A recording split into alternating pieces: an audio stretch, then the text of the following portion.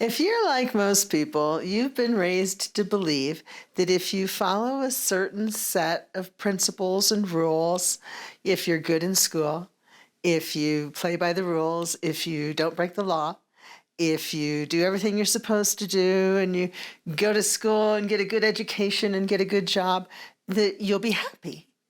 You'll get a very nice house, you'll get a good spouse, you'll have wonderful children, and you'll be respected by your friends and neighbors, and everything will be just peachy keen in the world. And we do these things like we've been told and taught, like our image makers want us to do. And then we might find out that, no, I'm not happy. It's like that song, Letting the Days Go by the Talking Heads, where he says, you may find yourself in a beautiful house, and you may find yourself with a beautiful wife, and then one day you wake up and you say, this is not my beautiful house. This is not my beautiful wife. My God, what have I done? How did I get here? And you wonder, why am I not happy? What is missing in my life that I followed all the rules. I did everything I was supposed to do. Is this the American dream? Why did it turn into a nightmare? Why am I not happy? Why am I stressed? Why am I disappointed and depressed? And one of the things that the modern mental health care system doesn't seem to have a very good handle on is depression. They want to throw drugs at us, antidepressants. And for many people, these are exactly what they need. And they do wonders. But there are others that find them sorely lacking, or they turn them into a vegetable, a zombie, to where they can't really properly function like they'd like. And many times people, when they want to try to get off of these drugs, they find that they're still depressed. I think a lot of times what we don't take into account is that some of the sources of our depression are what's going on around us.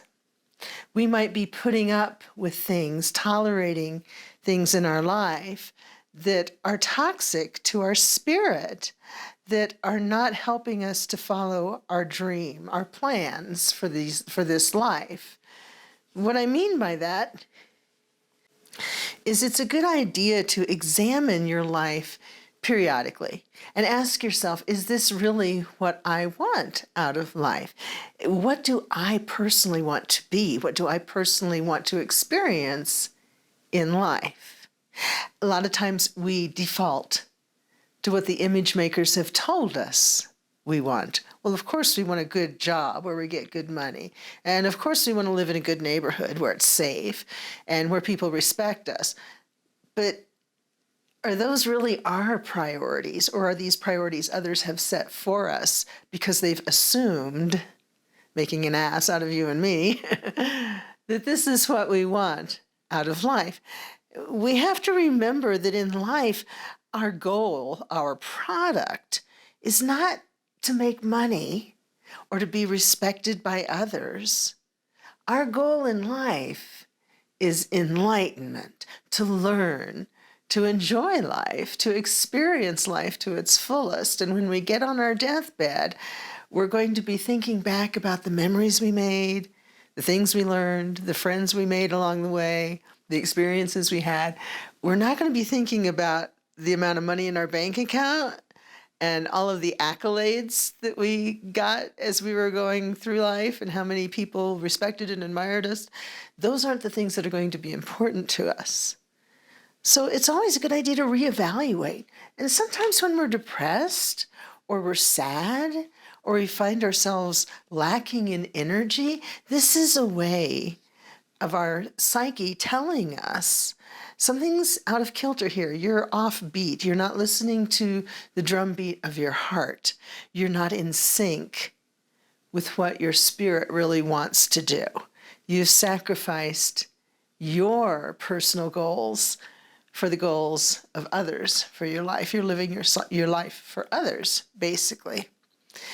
So there's a wheel, a medicine wheel, a teaching called The Story of Your Life. And it tells you that at any point in time, you are in control. You can rewrite your life. You can be your own cast and crew, your inner elders, your inner children, the people that you draw into your life, your spouse, your partner, those people that you work with, your friends. You can write your own script. What do you want to do? When do you want to do it? So you can choreograph this. If today you want to do this and next week you want to do that, that's up to you to decide. But sometimes we forget that we're in charge and we can make these decisions and we can change these decisions at any time. We are taught that time is linear. There's point A and point B, and things go progressively from point A to point B in a methodic pattern. But in Native American culture and in life, that's really not how things happen. Things are cyclical. They're cyclical. Things come back. Things go in cycles. So you can see on this medicine wheel, most medicine wheels start in the south and they go clockwise. But you can do what we call spin the wheel.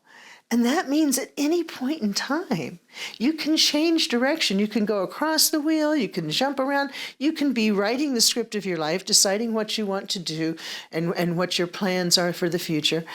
And then move to another direction on the wheel and work on that direction. Work on the planning of timing or who you want to invite into your life, your cast and your crew, or the action that you want to take, how you want to get there. Any of these things are arbitrary, and it's up to you to decide which direction you want to work on at which time. And sometimes life kind of decides that for us. Opportunities will come into our world where we have to say, oh, I need to jump on this now, or I'm going to miss it. Now, if you miss it, that doesn't mean there will never be another opportunity. Opportunities come and go all the time. It doesn't knock just once on your door. So don't beat yourself up if you feel like you've missed something. It's going to come back around for you. And just like things are cyclical, it will come back around. Think of it as you being in total control of your life. You can make these choices at any given time. If you've made plans to do certain things, and if you're already well down that path, and all of a sudden you're very unhappy, and you realize this really isn't working out. This isn't what I wanted for my life. Give yourself permission to change that path. It doesn't mean that you're a loser. It doesn't mean that you gave up. It doesn't mean that you're a quitter. It means you realized this is not working for you, and you changed it rather than doubling down and forcing yourself to experience something that's only going to bring you misery. It's better to leave now than to suffer one more day doing something you know is not going to bring you happiness.